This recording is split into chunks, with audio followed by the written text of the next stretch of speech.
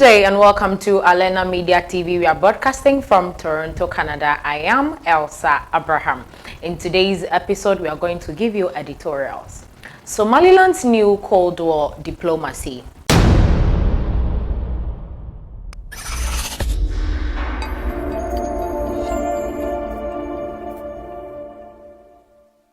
Welcome back from that short commercial break. Capitalizing on the now in pace, reserving Abiy Ahmed's One Somalia policy and launching into the orbit of Taiwan and the U.S., Somaliland's foreign policy is bold to say the least. In 2020, Somaliland's internationally and regionally isolated status has dramatically changed with the establishment of new diplomatic engagements. These new friendships have created foes and friends for the de facto nation state. For many years gone by, Somaliland had been a silent actor in regional dynamics because of its lack of international recognition and the absence of incentives from regional players and global actors. However, the major geopolitical changes are reshaping Somaliland foreign policy. The Egyptian dispute over the Grand Ethiopian Renaissance Dam, Taiwan-China relations, and regional rivalry between China and the U.S. over the control of the Red Sea and the Gulf of Aden. With these geopolitical changes in the region, Somaliland is shifting from its long-held diplomatic stances. Since 1991, Somaliland has become an island of stability in the region affected by intra- and interstate conflicts. In the early years of the 1990s, Somaliland demobilized its armed militias, turning them into a military and police force. Inter-clan hostilities were ended through reconciliation and dialogue, with more than 39 reconciliation conferences held throughout Somaliland without any international and regional report. Somaliland's peace-building process took a homegrown, culturally rooted and bottom-up approach. This process was the key success story of Somaliland, based on a new political statement reached at the Borame Conference in 1993 by the key founding stakeholders of peace and order in Somaliland between political elites, business communities, and traditional leaders. Somaliland succeeded in establishing a governing institution that protects the security, promotes stability, and safeguards the welfare of its citizens. Since 2002, Somaliland has held 6 popular elections, making it one of the successful democracies in Africa. Despite all these remarkable achievements in its post-colonial state reconstruction, Somaliland's bid for international recognition has thus far failed. During these years, millions of dollars had been spent, offices were opened in foreign countries, and Somaliland had taken its lobby for international recognition at intergovernmental organizations, including African Union, United Nations, Arab League, and the Intergovernmental Authority of Development. On April 1st, 2018, a cargo ship is docked at the port of Berbera, run by DP World, which is majority owned by the Dubai government in the UAE in Berbera, Somaliland, Somalia. Successive Somaliland governments have, to the extent of their power, invested in the construction and tirelessly advocated for Somaliland's unique case and achievements. However, none of these have succeeded in putting Somaliland on the world stage by gaining what has been looking for international recognition. Egypt has long been known for its opposition to Somaliland's quest for independence. As a dominant political force, both of the AU and the Arab League, Egypt has blocked all AU-led initiative about the case of Somaliland. A good example was the 2005 AU-driven fact-writing mission led by the former deputy chairperson of the African Commission, His Excellency Patrick Mazimhaka, whose findings were that the case of Somaliland had to be seen from a historical perspective and that the AU should find a special method to deal with this outstanding African issue. Egypt blocked this when it was presented to the heads of state and government. Egypt has long been an adversary of Somaliland's long-awaited independence because of two main driving factors: Egypt's independence of the Nile and Ethiopia's growing economic power, both of which require Egypt to take preventive measures against Ethiopia's growing ambition regarding the Nile. As part of its strategic calculus, Egypt has long been a supporter of the unity of Somaliland and Somalia to counterbalance Ethiopia's hegemonic regional ambitions. On the other hand, Ethiopia's ruling party and the governments preceding those led by Prime Minister Abiy Ahmed maintained a close non-formal diplomatic relationship with Somaliland. With Ethiopia, Somaliland shares a significant border and has a trade relationship that rivals its other neighbors combined, Djibouti and Somalia. In addition, cross-border trade and security cooperation between the two countries have been the foundational factors for their diplomatic relationship for the last 3 decades. For Somaliland, Ethiopia is its gateway to the rest of the world and a silent ally for its quest for international recognition. However, with the election of new Prime Minister and a new regional integration process led by Abiy Ahmed, the President of the Federal Government of Somalia, Mohamed Abdullahi Mohamed Farmajo, and Eritrean President Isaias Afwerki, the Ethiopian alliance was about to change. The Somaliland was pushed to the sidelines. On request from FGS, Ethiopia relegated its diplomatic relationship with Somaliland by not appointing its diplomatic representative to its liaison office in Hargeisa, a sign that Addis Ababa had changed its policy towards Somaliland and Somalia. For Somalia, Abiy was a good friend and ally, and Somaliland felt that its longtime partner has abandoned it and sided with its rival in Mogadishu. With the growing disputes between Ethiopia and Egypt on the Djed, Somaliland has become an important player for both Ethiopia and Egypt. In July 2020, a high-level Egyptian delegation arrived in Hargeisa for talks with Somaliland government. In a press statement, the Deputy Minister of Foreign Affairs, Liban Yusuf Osman, said that Egypt and Somaliland had discussed bilateral trade and investment in areas of livestock and fisheries. But the real story behind the Egyptian visits in the midst of its escalating dispute with Ethiopia over the Nile waters is yet to be disclosed. It was reported that the Ethiopian and Somaliland officials had agreed to set up offices in Hargeisa and Cairo. For Egypt, establishing a physical presence gives it a vantage point to closely watch Ethiopia, and the Somaliland to have Egypt present in its territories is a signal of Somaliland's disgruntlement over Ethiopia's Mogadishu-focused policy. Both Egypt and Ethiopia have long been interested to have a naval base in Zaila, Somaliland's historical coast town. For Ethiopia, Zaila would serve as an alternative to its independence in Djibouti's port and also prevent Egypt from having a physical presence on its doorstep.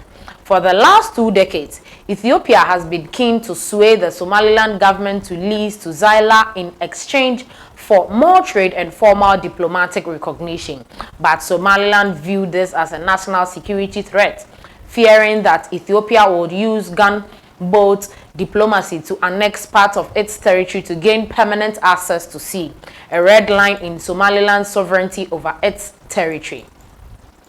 By contrast, Egypt is interested to lease a naval base in Zaila, ostensibly to safeguard sea lines of communication to the Suez Canal, but really has a deterrence to Ethiopia's growing influence in the Horn of Africa.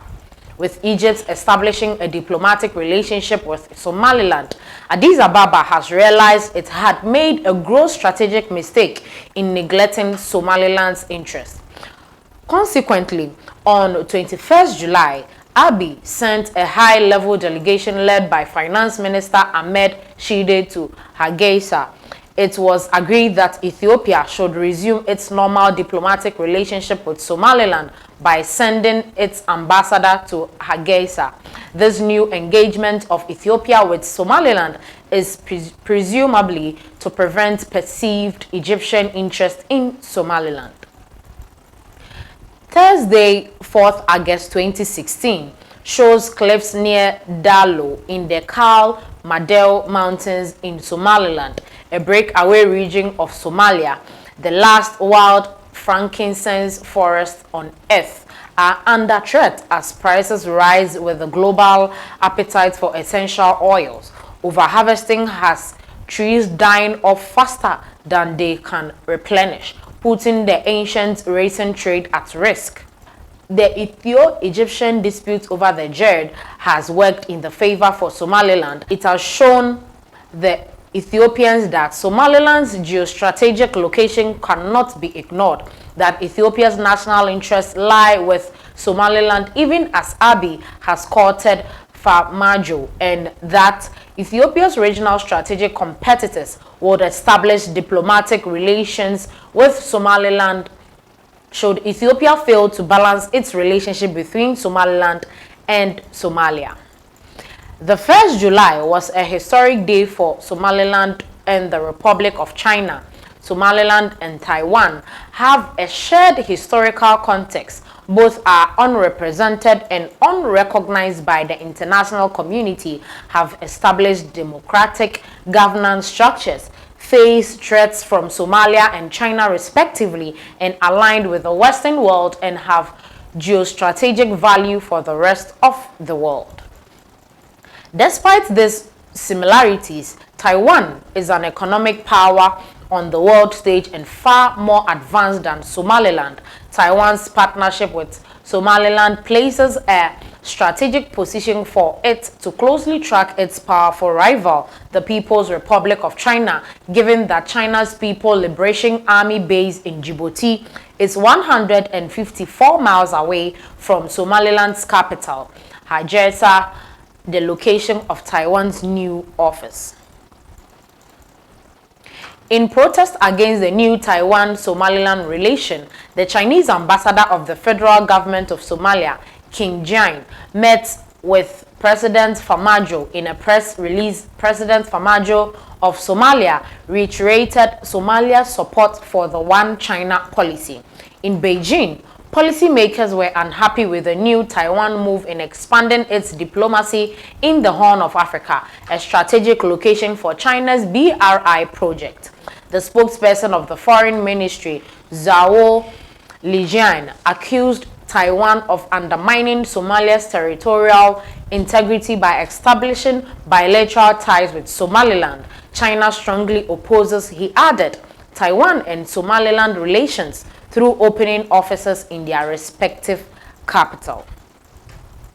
However, with Taiwan expanding its diplomatic presence at the Red Sea and the Gulf of Aden, China in effect dramatically changed its policy stance in supporting what is described as the One Somalia principle for reaching out unilaterally without the involvement of the FGS.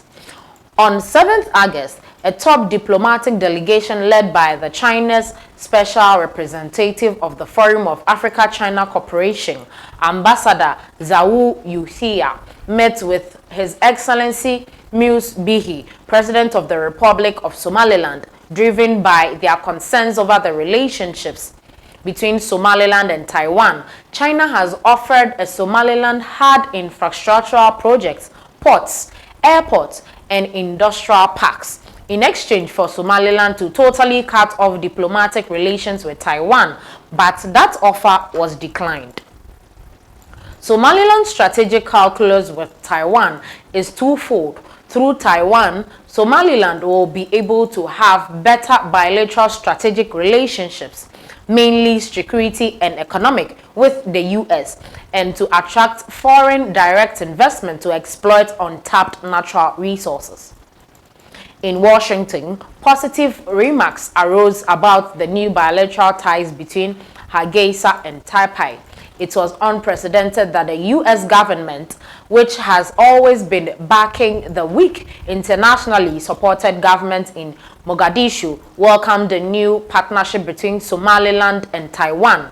On 9th July, the National Security Council, the U.S. President's principal forum for national security and foreign policy matters, with his senior national security advisors and cabinet officials, welcomed the news and said it was great to see Taiwan stepping up its engagement in East Africa in a time of such a tremendous deal.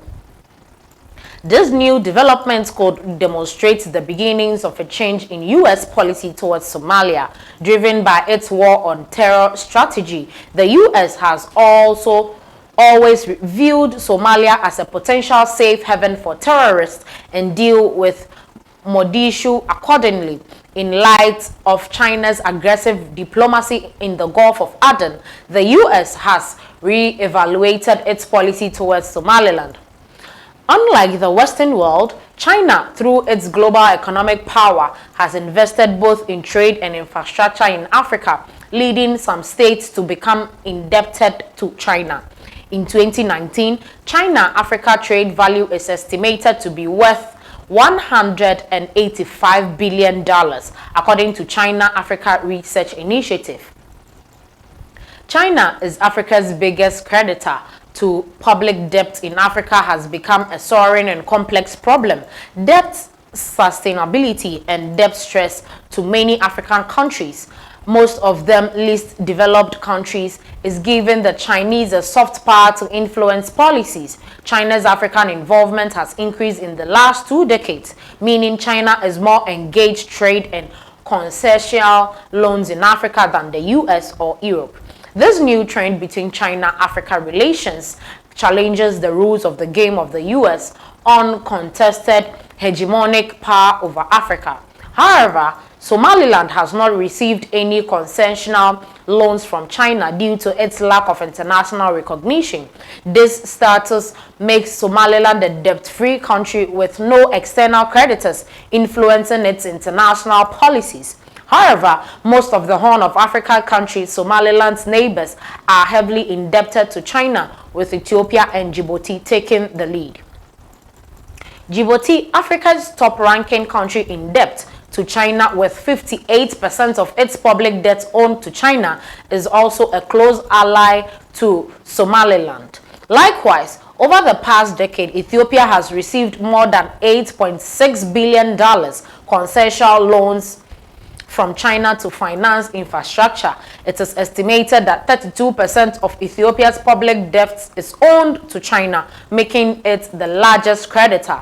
With this soft power, China may be able to block Somaliland's effort to gain international recognition from highly indebted Ethiopia, which can sway the approaches of states in the region.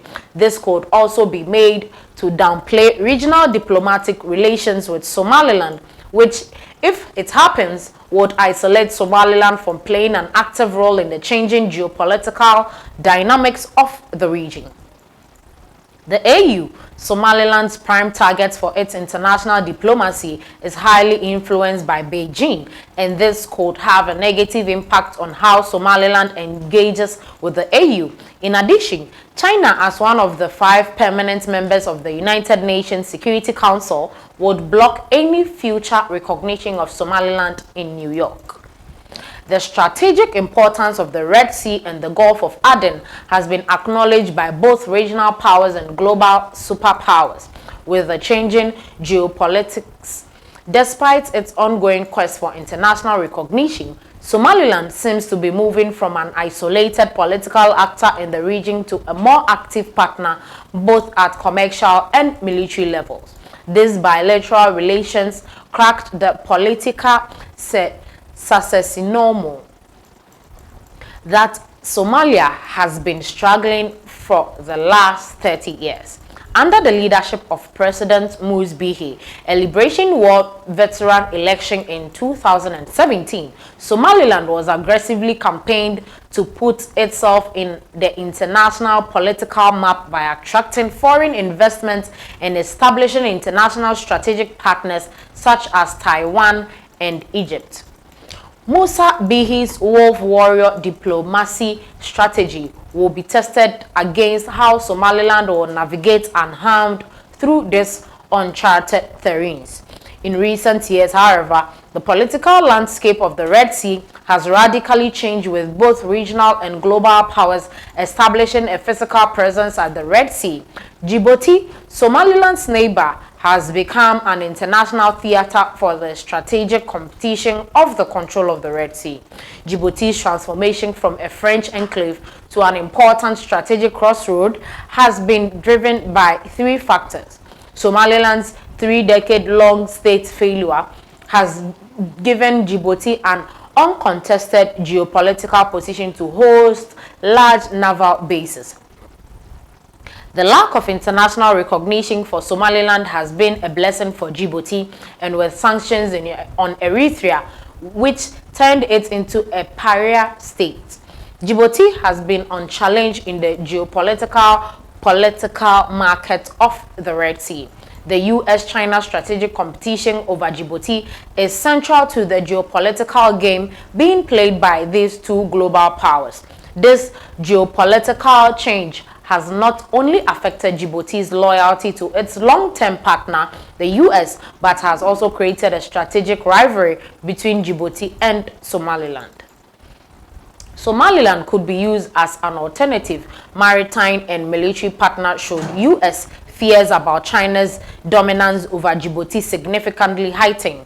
The 2018 succession agreement between the government of Somaliland and DP World, a United Arab Emirates-owned port operator, is a good example of how Somaliland has benefited from the fallout of China's dominance in Djibouti. Planned to be completed in January 2021, DP World has invested in Berbera Port an initial $120 million in financing the first phase, a 400-meter container terminal, which after it becomes operational will compete with Djibouti.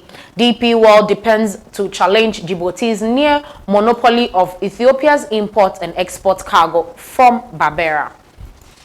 With the completion of Berbera Port and the construction of the road between Berbera and Wajele, financed by the United Arab Emirates and the United Kingdom, Djibouti's share of Ethiopia's cargo will be reduced to 30% according to the 2016 Port Utilization Agreement between Somaliland and Ethiopia, in which Somaliland can handle 30% of Ethiopia's cargo from Berbera.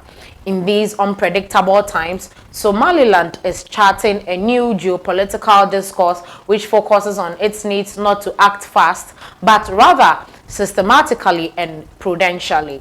Somaliland has to play a more neutral, non-aligned Cold War style game whereby it directs its consideration to benefit from these now water-driven compasses affecting Abiy's change policy and could use Egypt as a stabilizer factor for Ethiopia's One Somalia policy.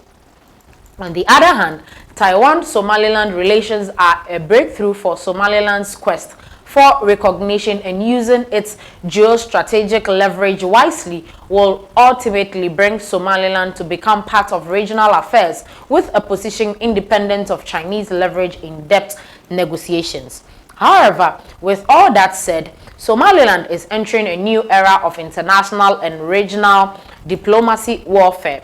The current regional and international diplomacy requires a written and contextualized foreign policy framework on the part of the Somaliland that promotes new gains and contains potential risk. This is where we end today's episode. Thanks so much for watching. Don't forget to subscribe, like, share, comment. Let us know your thoughts on this particular episode. Thanks for watching.